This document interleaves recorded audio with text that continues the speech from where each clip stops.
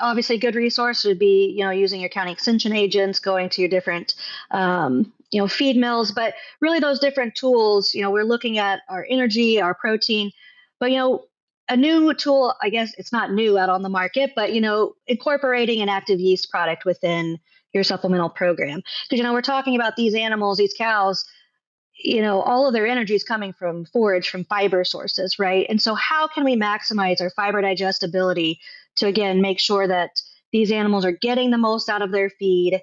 They're then putting it either onto their backs as body condition or putting it to their calf or going towards weaning weight or growth, again, to really meet the success for their herd. So there are different tools out there. And again, one that I'm obviously going to speak on is our active yeast products that are on the market. But yeah, how can we maximize our fiber digestibility, which at the end of the day is what we need to be doing, right, if we're feeding forage-based diets.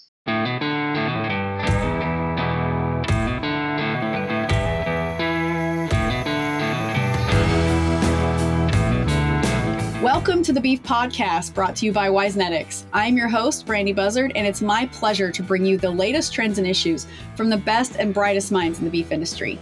Today, we are joined by Dr. Melissa Jolly-Breithaupt, Beef Technical Consultant for Lallemand Animal Nutrition. Dr. Jolly-Breithaupt earned her master's and PhD from the University of Nebraska and has had a long career in the beef industry investigating and improving beef nutrition. We have a lot to talk about today in beef nutrition on this episode sponsored by Lallemand Animal Nutrition. So with that, let's dive right in. Welcome to the podcast, Dr. Jolly-Breithaupt. How are you? I'm good. Thank you, Brandy. How are you doing today? I am good. It is late August and below and under 80. So I know it's so nice outside. I don't know how much rain you all have received where you're at, but we've definitely been getting some much needed rain. So it's been exciting. We, for the most part this summer, we've had really good moisture this summer. We're started calving already, and I'm terrified to drive around in the pasture with a truck because I'm afraid I'm going to run over a calf because the grass is so tall and laid over. But this most recent big kind of cell that went through, we were supposed to get, it said like 100% chance of rain for like several hours, and we didn't get we got a little sprinkle. Oh, no. So as of recent, we have not really got that much moisture, but we're going into September and October, and that's usually pretty wet for us. So we'll see. Yeah. I'll say I'm located in South Central Kansas. And so the last several days we've had I think we got 6 inches of rain just today. So I know Wellington was flooded and roads at 35 highway was flooded. So yeah, it's definitely had some crazy rain here lately. I saw on my a weather page today on Facebook or something like that said, Veneta, Oklahoma got 11 inches. Isn't that wild? Oh my gosh, I've been to Veneta a lot. That will flood that town. It will flood. I know. There's been so much flooding here lately just because we've been getting so much rain, and which is great because it fills ponds, right? But it's how much is really sinking in. But then also to your point, our grass usually at this point is hard and crunchy, and you can hardly even walk on it.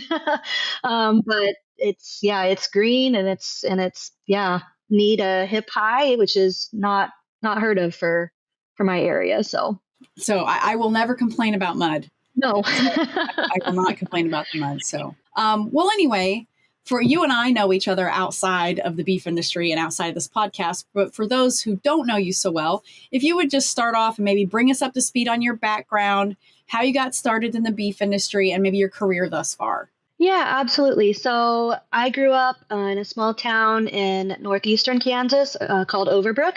Grew up on a cow-calf operation outside of town, participated in Forage, and went and got my undergrad at Kansas State, where, I had time to spend with you. And then obviously did my master's and PhD at Nebraska. And so after school, my passion was really into nutrition, and I wanted to try to make a difference. I think we all do, but spent a little bit of time outside of what I'm going to say is the Midwest, but it is the Midwest. But in Illinois, worked for a liquid feed company over there. So really in my mind was as far east as I'd ever been, and really enjoyed my time over there working with some cow-calf and backgrounding and some dairies operations out that way.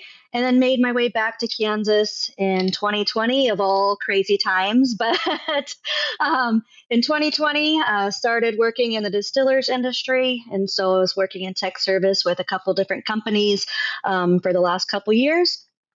Before making my way, obviously, back here to Lallemand. So I've been with Lallemand for a year and a half now, and really am enjoying what I'm doing. So I feel like, when you and I were growing up, there were, there's like certain historical events that you're like pre such and such date and post such and such date. Like 9/11 is one of those things. Right.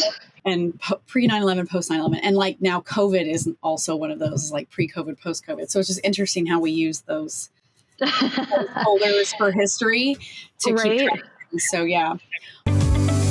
Lallemand Animal Nutrition, the makers of Levucel SC, are a global leader in the production of yeast and bacteria for animal nutrition. Levucel SC is the only naturally occurring rumen-specific active dry yeast probiotic designed to optimize rumen function, boost fiber digestion, and help get you more out of your native rangeland or pasture. No matter how you supplement your herd, including Levucel SC can help your cows grow bigger calves. Discover the right formulation for your herd at chooselevucelsc.com. Well, I mentioned that we're going into fall. We've started fall calving already here, but there are other producers who aren't fall calving, but they're probably already thinking about fall and winter in terms of feeding their cows and trying to optimize nutrition and things like that. So could you share a bit about how, as we are moving towards fall and winter, what are some of the biggest nutritional challenges that cattle producers are facing this time of year? Yeah, so great question. And I mean, I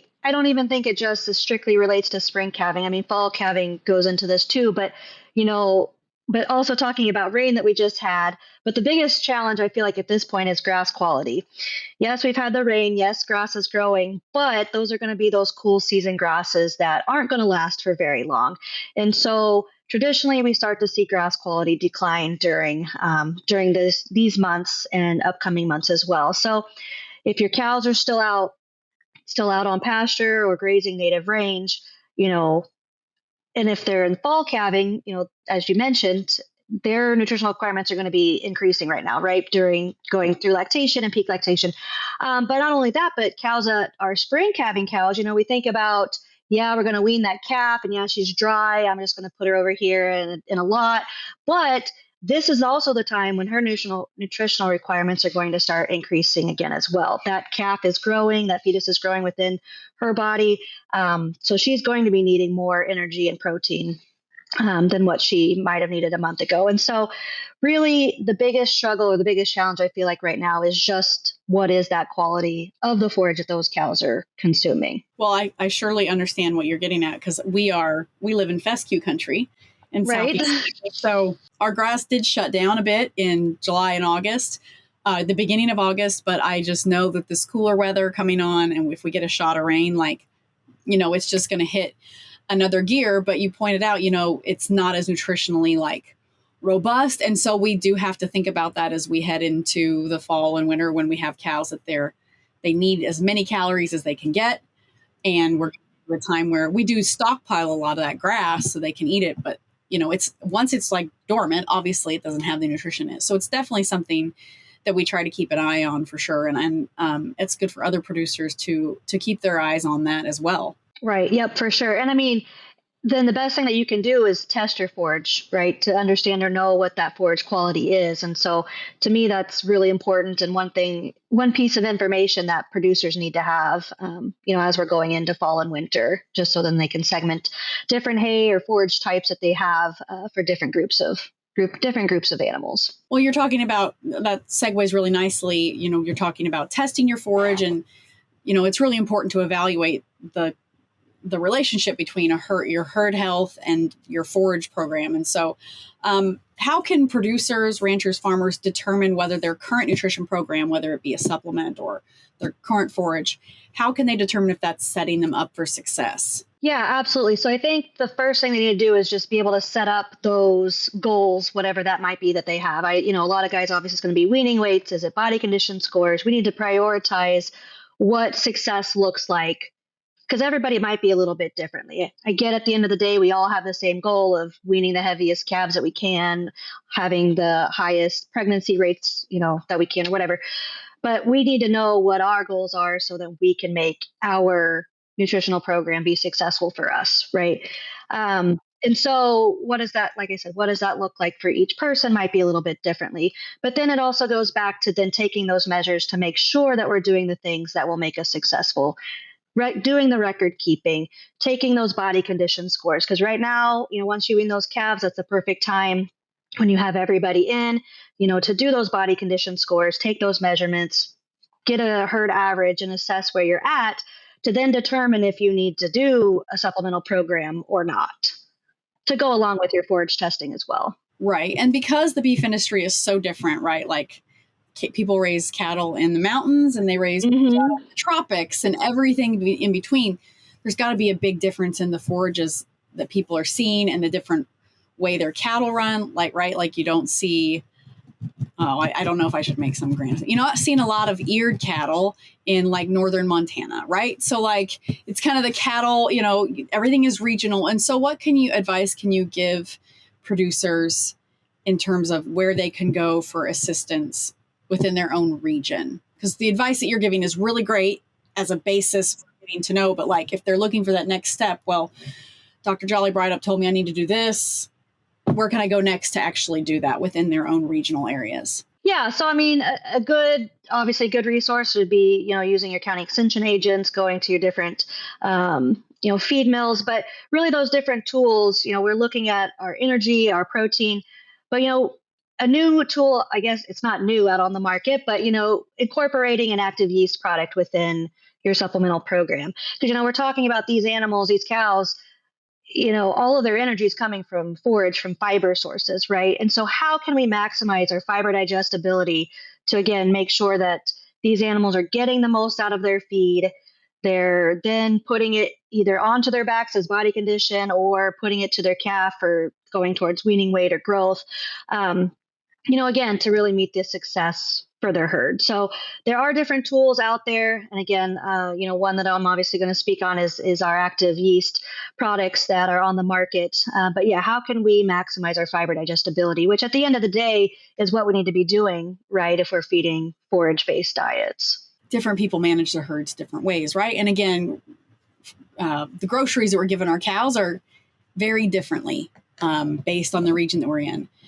How can producers identify the different kind of requirements that their cows need? So like, how can they do that? Is there a certain formula or something that they can look at to help them figure out what the essential needs are for their cattle in the various different seasons? Yeah, so great question. So I think the easiest would be is just to, if somebody's got a consulting nutritionist that they work with that could assist with that, or like I said, with their county extension agent. I like to reference the NRC, nutrient requirements for beef cattle. But there are different resources that are out there and available for producers to be able to utilize. Because like you said, everybody's got little different situations. So how do we know, when is the highest energy and protein requirements for those animals, and how can we match that with our forages and with our feeds? So there are those tools out there available. Can be happy to share those with those folks that happen to reach out. But for sure, utilizing the NRC is the place that I would go to look. And so as we head into fall and winter, what are, the most critical needs of cattle, and where do some programs, if you could share maybe in your experience, where do a lot of programs fall short in those areas? Yeah, so as we go into fall and winter, like we mentioned, forage quality is lower. It's going to be those protein and energy requirements that we're going to need to really be focusing on. And so when you think about those requirements for a cow, and I like to use my hands, but you think about this nutrient pie. So you have this pie, this nice circle, protein within this is going to range from approximately 7-8%, depending on if that cow's a dry cow. I'll just leave it at that. But at a dry cow, all the way up to 12, 13, 14%, depending on where she's at in her lactation curve. That's spring and fall, but where she's at in her lactation curve. So that's really just a small sliver of that pie. When we throw in vitamins and minerals into that as well, that's only a couple percent. So really the remainder of that pie is going to be made up of energy. And so we're talking, anywhere from 70 to 85% of that pie is being made up of energy during that time. So again, how can we really meet those needs? And if we don't know where we're at from our forage standpoint, because like I mentioned, we're going into that more dormant season, or unless we have higher quality stockpiled forages available, we really need to be providing some sort of supplement. And again, how do we meet that forage digestibility? And one of these ways is providing an active dry yeast that will then go in, help break down that forage so that that animal can access or have access to more of the digestible components within that fiber. You kind of touched on it a little bit just now, but I was hoping that you could provide some for those who are interested, how the yeast actually works in the cow's digestive system. Yeah, so there's many. So when you say yeast, I know that I've heard the term yeast fatigue out in the industry. So when we talk about yeast, there's a lot of different words that can be used to describe yeast. So we have our prebiotics, our probiotics, symbiotics, postbiotics. There's so many different terms, right? And I know that it's frustrating. It frustrates my dad when I try to talk to him about this type of stuff, because he's just like, I don't know. There's so many different terms. What do I need to know? So what I feel like is most important is to look at your probiotics, and your probiotics are going to be your live active organisms. And there are thousands of different strains out there. So again, you have to look at your label. There'll be CFUs, a specific strain. There should be specific strain called out with a number, and then specific CFUs around that to know how much of the active yeast is within your product. But those critters will then be consumed by the animal, right? Go into her rumen and really start working right away. So like I said, it's a live strain that will elicit a response within the animal. Now, when I say elicit a response, that's going to be your fiber digestibility, improving rumen pH, at least our Saccharomyces cerevisiae 1077 strain, it utilizes oxygen within the rumen. Yeah, sorry, utilizes oxygen that was a long one. That was a long one. Sorry to throw that out there, but it utilizes oxygen in the rumen, so it makes it more anaerobic and provides a more stable environment for the other bacteria and the other microorganisms that are within the rumen. So again, it will elicit some sort of response with a probiotic. So, and when we feed a probiotic, how it works is, like I said, it'll be consumed by the animal. It is a yeast, and so it will attach. So when you think about your phone charger, for example, think of that as a fiber, a blade of grass. So when you have your blade of grass or have your phone charger, you have your outer coating, right? We have to be able to break that apart. That's the physical structure of the cable. So that's going to be your lignins. That's going to be your more undigestible parts of your grass blade. And so what the yeast do is it goes and attaches and really helps break that apart.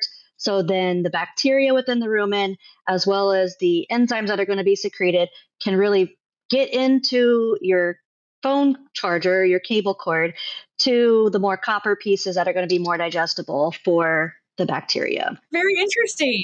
I just never heard that analogy. It's a very good visual and makes a lot of sense. I just had never heard it before. Yeah, so it attaches to like the plastic coating, helps break that apart. If you think about that, your lignin on your grass to be able to get to the inner wires of the cable. So, well, I appreciate that, because I've heard of probiotics and prebiotics and symbiotics. I've heard of those things, but I've not, it's one thing to hear about them and another thing to know how the mechanism of how they actually function and improve overall nutrition and digestibility for the animal. So I appreciate that. Yeah, because when you think about your prebiotics, those are just going to be the they're going to be yeast components or yeast cell walls, but that's really just going to provide substrate or food for the existing bacteria and microorganisms within the room. And so it will elicit a response, but it's going to be a different response than a probiotic or a live strain.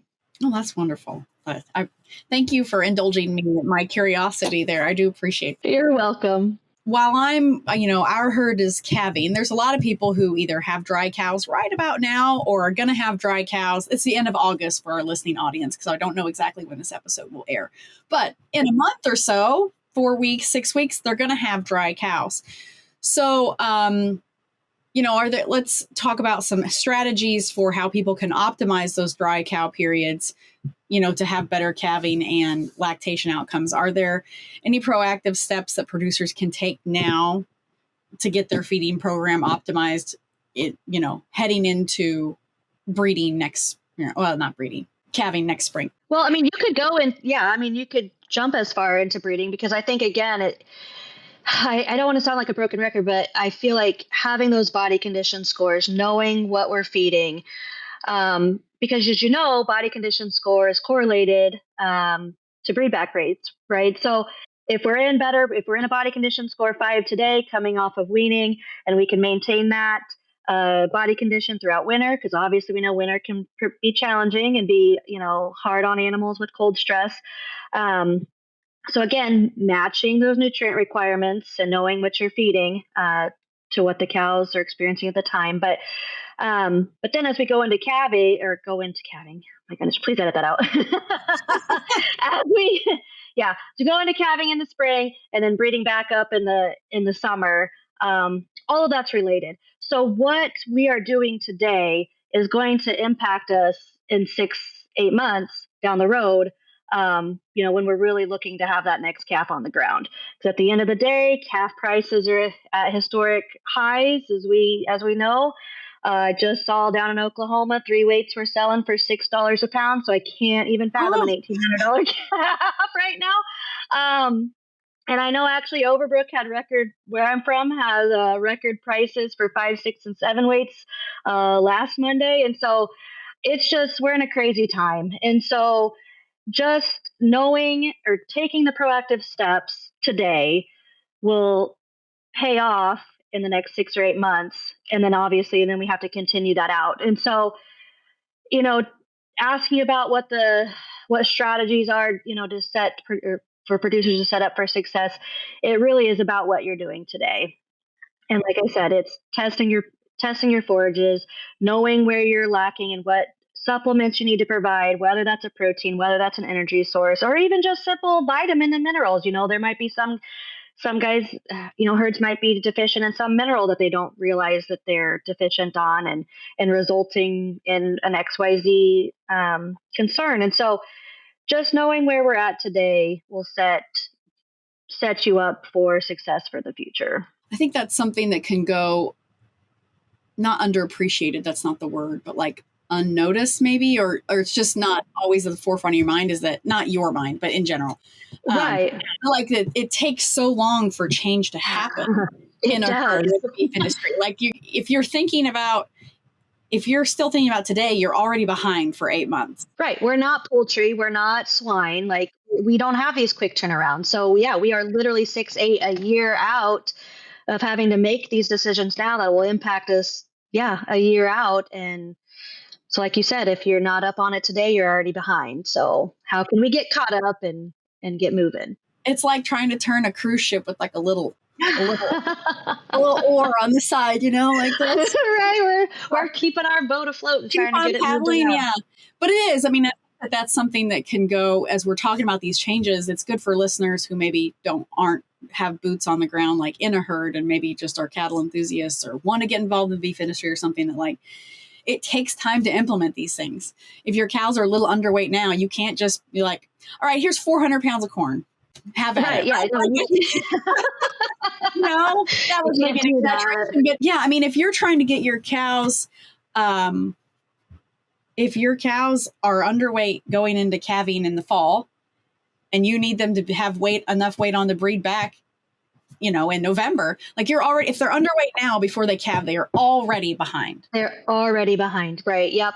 And I mean, and like I mentioned, with adding a yeast, we have research proven data that shows that we can improve body condition score by a half a condition, which is a huge deal. So when you think about coming off of grass, if we're continuing to implement that or implement these type of technologies, we could be setting those cows up for success today for that 6 months. Because again, you never know, weather conditions could change tomorrow. And, we could be setting those cows up to start utilizing their energy reserves or pulling weight off of, losing weight just to maintain and going backwards, which is not something that we want to be doing at this time, gearing up for calving here this spring, if you're a spring calving herd. I mean, you and I live in Kansas. It could snow tomorrow.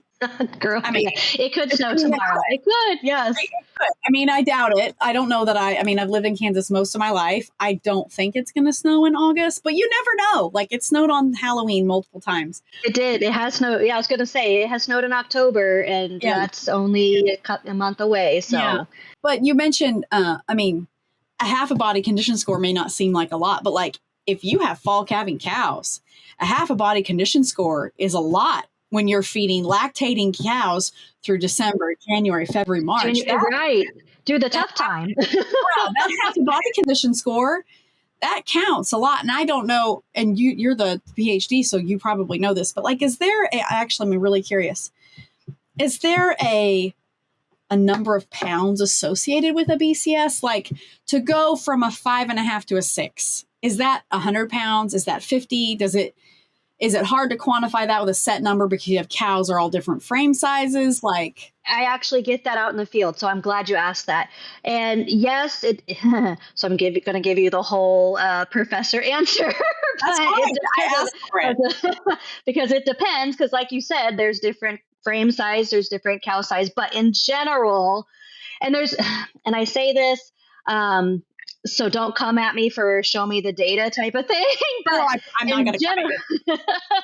In general, it's about 100 pounds, 125 pounds per body condition score number. So when you think about that, but that's still a lot of weight that you can't put on overnight or even in a month. You think about, an average daily gain of 3 pounds for a feed yard steer, for a month. Yeah, that's 90 pounds, but these cows aren't going to be gaining that. Yeah. I've got some pretty nice grass. I'm not going to lie. Our fescue looks really good. It's not that good. It's not putting on 3 pounds a day. And then, that's over a month's time. So when you think about going into winter where we're going to have these 4 months, like you said, for a fall calving herd in coming into peak lactation here, November, December, those girls, they're going to need some extra groceries just to meet their nutrient requirements and not lose body conditions, because it can happen quick. Yeah. And before you know it, you're in your month and you've already lost 100 pounds and you're, not in a good shape. Yeah. If you go out one day and they look thin, you're too late. You're too late. Exactly. You're way too late. So, and we have been in that position when we were first learning. I was like, oh, we cannot do that again. So, but that happens, right? We could be in a drought right now and, grass quality could have really burnt up quickly. And it happens. So, but just to know that it would take then 2-3 months then to recoup that. It just takes a long time. It stresses me out thinking about it because I don't like thin cows. And so every winter I'm telling Hyatt, my husband, who but the audience doesn't know. So, but, we feed a lot of silage and like, a cow will not eat as much silage as you want them to gain as much weight because there's so much water in it and they get full, right? There's so much water. Right. Yep. They can only eat so much. A lot of times we top dress with, DDGs and sometimes soybean meal to get the protein level up, but DDGs is common. And I'm like, give them more. I cannot have thin cows. I do not want thin cows. They're hungry. Feed them. I have been a mother of lactating mother. Give them some food. I hear you. I got 2 boys at home and they need all the groceries that they can get. And even with providing DDGs, they're going to utilize that extra protein for energy. So again, trying to meet those those demands is where we need to be. Yeah.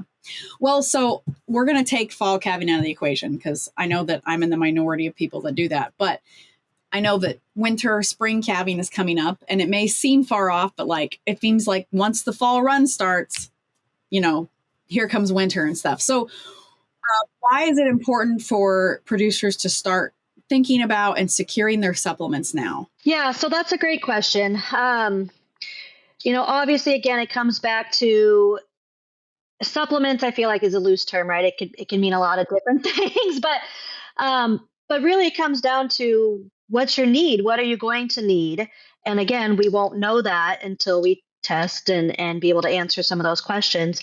And so you really have to find and secure those supplements, whether it's protein, energy, or even a VTM, but a vitamin trace mineral. But securing those now so that you are set up and prepared for when that time comes to start feeding it, it's ready to go because, everybody's going to be ordering, everybody's going to be wanting to make those or, fill those contracts. And so having it when you need it, having that inventory set up and having the right inventory set up is super important, obviously for your cow, but also for the program. But again, having the right tools in your toolbox, and if that includes a yeast product, fantastic. Because again, we're looking at trying to improve that forage digestibility of these lower quality forages or even mid quality forages for that matter. Because lignan's always going to be in those forages. And so how do we again break down that coating or that structural component of that plant to access some of those more digestible components that might not be accessible for that animal. And go from there. So, yeah. Well, you mentioned a toolbox. Mm-hmm. I know that there's supplements, which is again, a wide word, but what other tools do producers have in their toolbox? Yep. So, as we're going into fall here and winter, thinking about those gestating animals, it's really important when we pull those animals in, and this is totally out of left field, but, just something simple as worming your animals, having the right vaccination program, all of those things. Because at the end of the day, we want to have happy, healthy cows, right? We want them to be able to produce to their fullest. So whether it's supplements, whether it's vaccination programs, whether it's, having the right worming, whether you use implant technologies, whatever those additional technologies might be, those make up the entire toolbox in your toolkit. If we're now adding yeast into that toolbox, fantastic. Like again, another thing to be able to help improve and improve efficiencies within your herds. So yeah, just a lot of different things within those toolboxes for producers to be able to utilize today. So just figuring out what works best for your program or producers' programs is where we need to be looking. Well, I have some more questions for you. I just want to remind our listeners that if you're enjoying this episode of the Beef Podcast presented by Wisenetics, please remember to like, subscribe, and share it with your friends and family, and follow us on all social media platforms. Dr. Jolly-Breithaupt, if you could give producers like one big piece of advice nutritionally as we head into the fall and winter, what would that the one takeaway from this, what would that be? The one takeaway is to test your feeds. And I'm not even saying that from a forage or fiber standpoint, because I know you'd mentioned about feeding distillers grains. There's variations in different feed ingredients. Just as a whole, we need to be testing our feeds, I feel like more often than what we should be. Because again, if we don't know what we're feeding, we don't know if we're meeting those nutritional requirements. Thus, then we don't know if our herd is being as productive as it could be.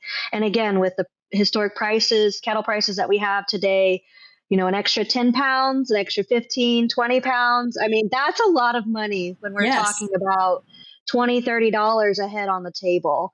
And again, like we previously talked about, what you decide to do today is going to end what you're going to see in a year, potentially a year.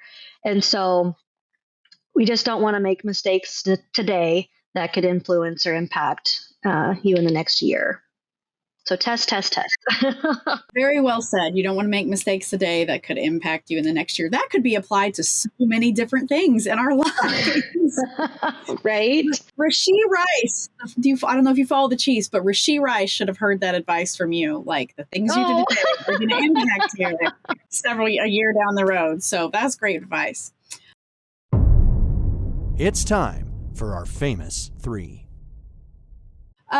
That is all the questions that we have today focused on the nutrition side of it. So we have 3 closing questions we ask of every guest. And I gave Dr. Jolly-Breithaupt a heads up on these before the episode, y'all. So I'm not just like springing them on her out of left field. So the first one is, what is your favorite beef or cattle related resource? It could be a book or a website, it could be a person. Yeah. So, I mean, obviously I mentioned it earlier. I referenced the NRC, which I know sounds super cliche, but I do. But then I also really enjoy reading industry related magazines, such as Progressive Cattleman, Progressive Forage, some of those other ones, such as, because that's a great way to get the current news that's going on today, right?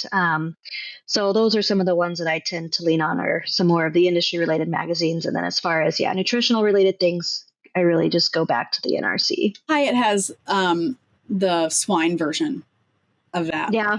The big, thick book. I literally have every species on my bookshelf, just because in different roles that I've had to be in, I've had to reference for aquaculture, pet, swine, poultry, dairy, beef. So I literally have them all. So I am total nerd by having multiple species, but yeah, they're very big books, but full of good information.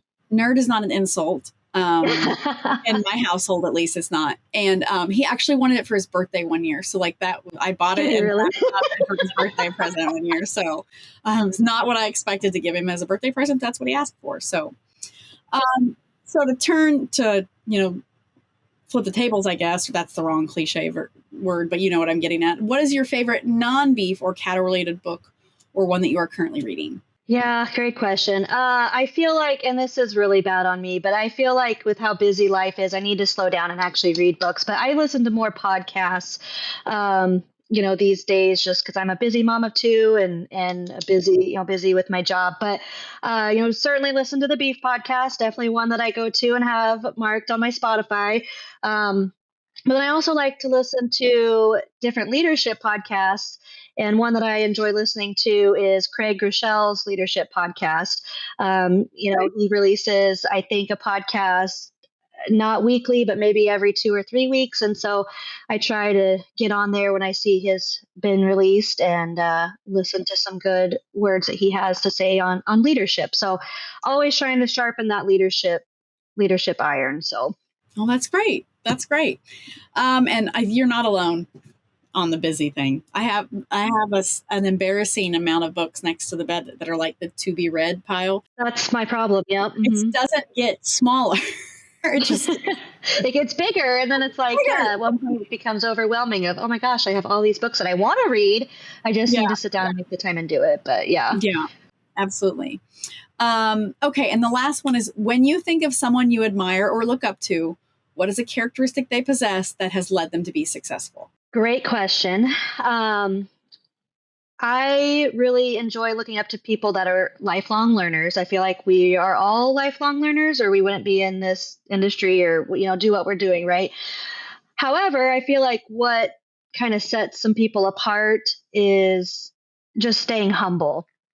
I feel like people that are humble and are always willing to sit at a table where maybe they're not the smartest or the brightest person or the most knowledgeable on a certain subject or topic, but, are willing to sit down with those folks and be willing to say, I don't know XYZ. Can you please help me so then I can get to that point?